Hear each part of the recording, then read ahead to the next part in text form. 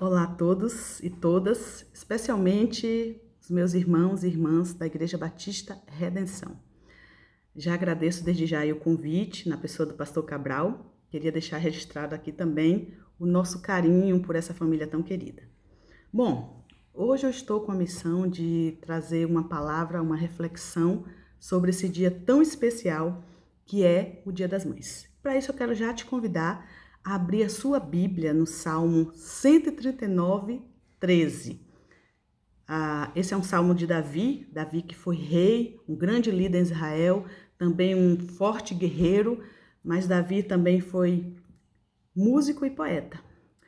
E podemos ver muita poesia em todos esses escritos, em todos esses textos registrados no Salmo, especialmente nesse 139, onde Davi vai trazer aí um pouco da onipresença, onisciência de Deus, o Deus que está em todos os lugares, que sabe todas as coisas, mas o Deus também que conhece os mínimos detalhes, tem todo o conhecimento, mas principalmente ele trabalha aí como Deus, é um Deus que age na individualidade de cada um. Mas especialmente esse verso 13, ele diz: Tu criaste o íntimo do meu ser e me teceste no ventre da minha mãe. Você consegue repetir esse texto comigo? Tu criaste o íntimo do meu ser. Tu me teceste no ventre da minha mãe. Esse salmo deve ter sido escrito assim há uns 3.000 anos atrás, mas podemos dizer que ele é um texto um tanto futurista, porque pouco se conhecia naquela época sobre a vida ultrauterina.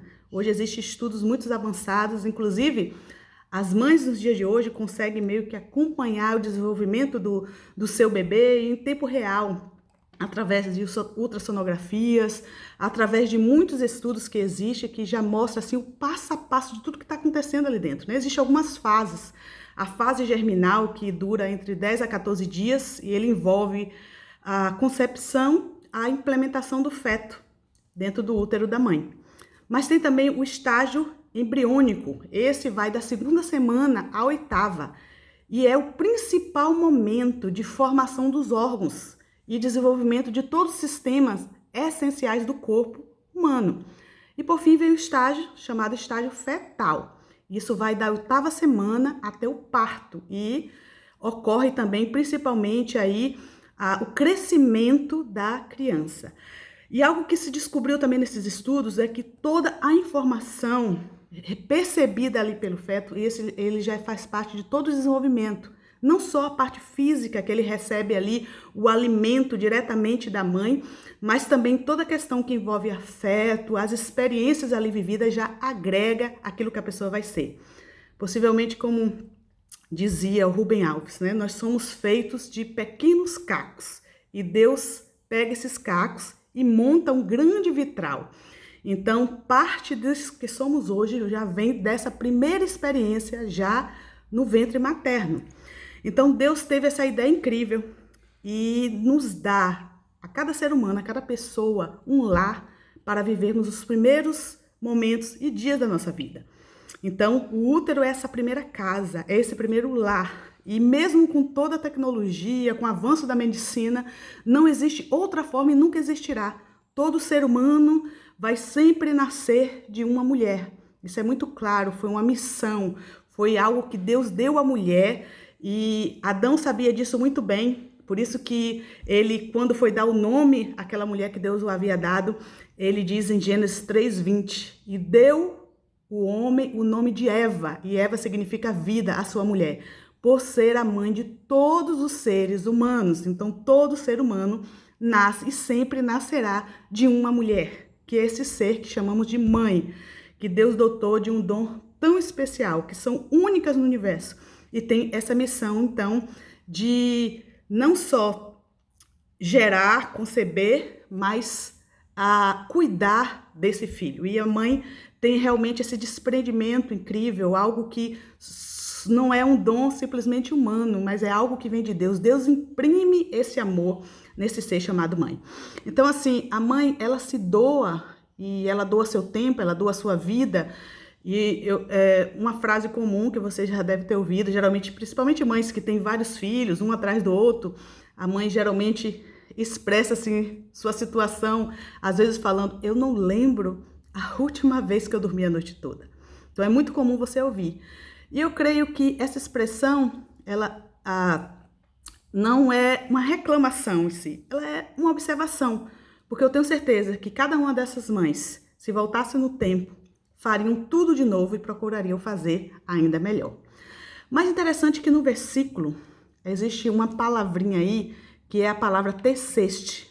Existem outras traduções por formaste, mas a palavra que expressa realmente o que o salmista, o que o autor, o que o poeta quis colocar ali, a palavra teceste é a melhor palavra a ser colocada.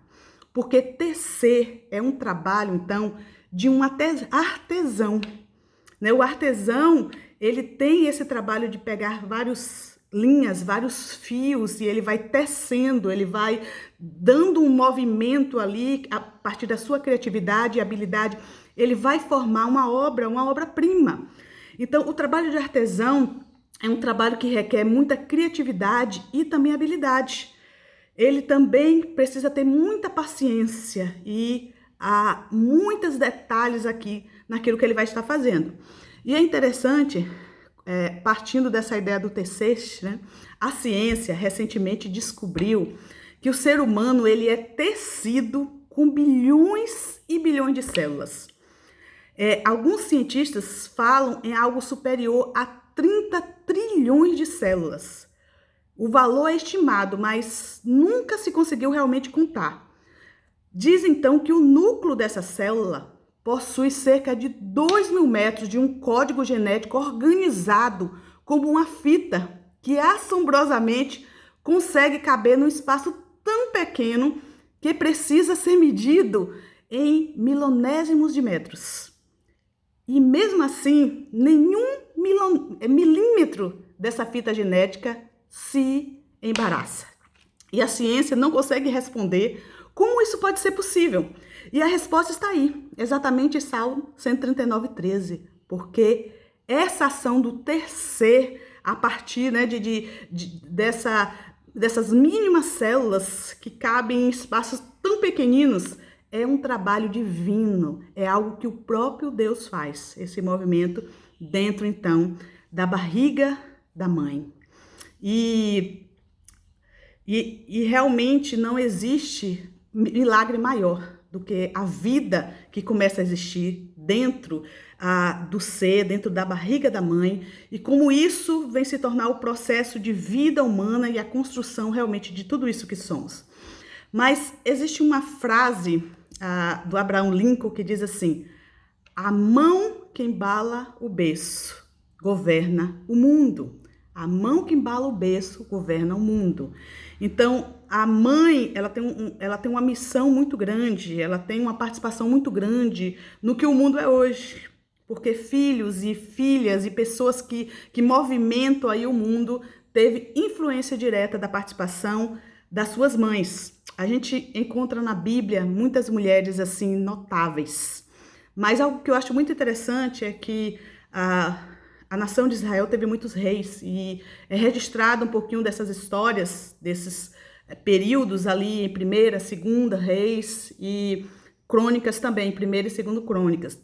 E é interessante que sempre começa ali a narrativa com a bio, né? com um pequeno conteúdo ali informando um pouquinho, um resumo de como foi aquele rei. Geralmente falando se ele foi um rei mau, se ele foi um rei bom, se ele foi um rei que seguiu os caminhos do Senhor, se ele se desviou. E nesse primeiro texto ali, que fala um pouquinho da origem daquele rei, geralmente é mencionado ali o nome da sua mãe.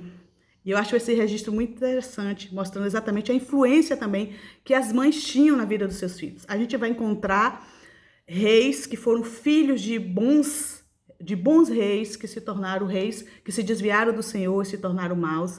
A gente vai encontrar também reis que tiveram a figura paterna não tão positiva, mas vêm se tornar reis que amam a Deus e se tornam reis bons. E eu creio que essa dinâmica aí também envolve a influência materna na vida desses reis.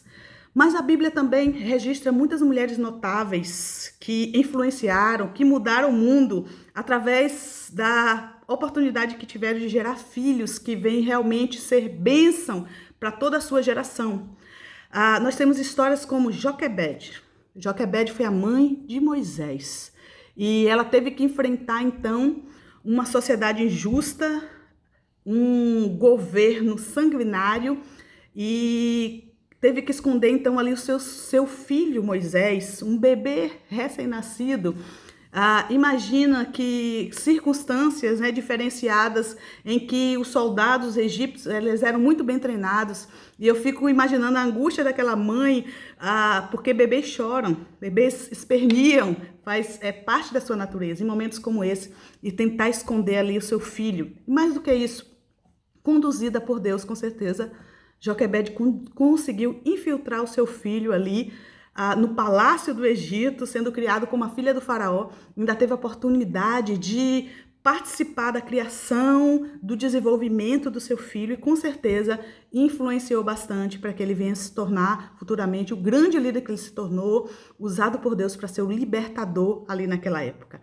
Nós temos história também como Ana, mãe de Samuel, que era uma mulher ali estéril, mas que por seu grande desejo de ter um filho, ela fez um voto ali ao Senhor, que se tivesse um filho homem, ela ia dedicar para que ele pudesse servir a Deus. E a grande bênção que ela recebe, ela entrega então a Deus para abençoar o mundo. No Novo Testamento, já começa com a história de duas mães, que tiveram também missão assim muito especial, que é Maria e Isabel. Isabel já uma senhora que era estéril e não podia ter filho, e foi a mãe de João Batista.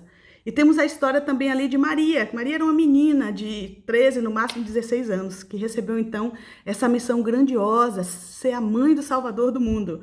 É interessante que quando Maria ela fica sabendo da notícia que ela seria, né, a mãe do Salvador do mundo, que ela teria essa missão, mas ela fica sabendo também da notícia que sua parenta Isabel está grávida, ela deixa tudo, ela sobe a montanha, ela se sacrifica e vai ali então encontrar a Isabel. E ali elas têm um encontro, né? Fico imaginando esse papo de grávidas. Eu lembro que nessa minha época, né, de estar grávida, eu tive muita aproximação com pessoas também que estavam vivendo esse período, nesse tempo, e essa troca de experiência enriquece. Então nós temos ali duas mães com missões especiais. Mas eu creio que o ser mãe é uma missão, é um ministério e através dessa experiência há uma contribuição muito grande para o que o mundo é. Interessante que jamais no final do Novo Testamento nós vamos encontrar também duas mulheres incríveis, citadas ali por Paulo, que é Eunice e Lloyd, a mãe e a avó de Timóteo. E Paulo faz questão ali de mencionar a importância da contribuição da mãe e da avó implementando fé no coração de Timóteo. E que isso fez que ele chegasse a ser o homem que ele se tornou, o homem de Deus que ele era. E ele usa a expressão, né, a sua fé não fingida, por essa influência que ela recebeu, né? Então, quando a gente pensa em fé não fingida, a gente pensa que é uma fé sem religiosidade, é uma fé que vai além de palavras. Então, a implementação da fé no coração dos filhos, ela vai além do ensinamento, né, sistemático, mas principalmente com a experiência de vida, olhando o exemplo daquilo que nós vivemos. E é interessante que nos dias de hoje, a gente percebe assim muitas mães e pais terceirizando esse semear da fé no coração dos filhos, terceirizando a igreja, porque já tem tantas responsabilidades, né? O mundo, a vida já impõe tantas coisas, então os pais, as mães às vezes ficam despreocupados, a igreja já está fazendo isso, e a criança recebe às vezes uma porção só ali unicamente no domingo.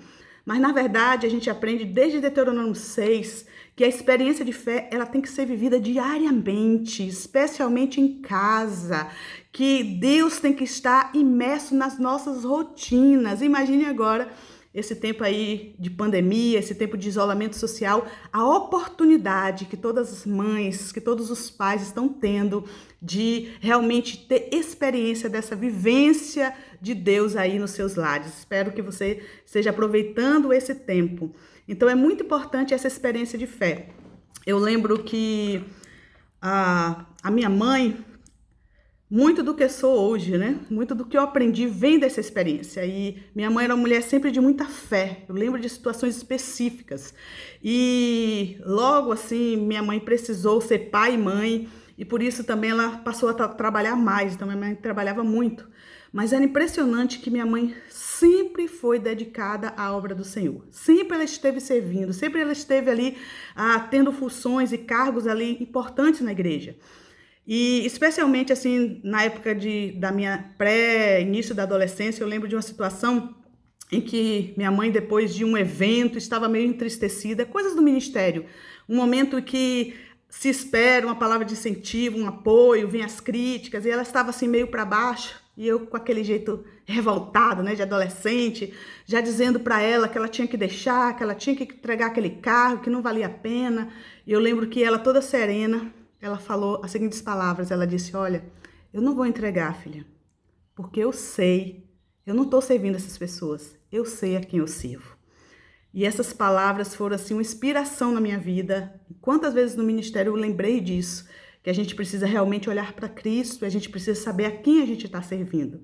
Então, assim, a gente pode marcar os nossos filhos, né, com experiências que sinalize para Deus. Eu acho que essa é a grande importância. E hoje, nesse dia tão especial, acho que é um dia assim da gente não só homenagear as mães no único dia do ano, mas entender que tudo que a gente reflete no dia de hoje, através das mensagens, dos vídeos, das reflexões que recebemos, a gente possa homenagear e estar sempre expressando o nosso amor e o nosso carinho às nossas mães todos os dias da vida, porque essa gratidão realmente não se limita, porque elas merecem todas as homenagens do universo. Então, que Deus possa estar abençoando a vida de cada mamãe, e cada família, e que hoje seja um dia realmente memorável na vida de todos, e que Deus abençoe, então, o nosso lar e a nossa família.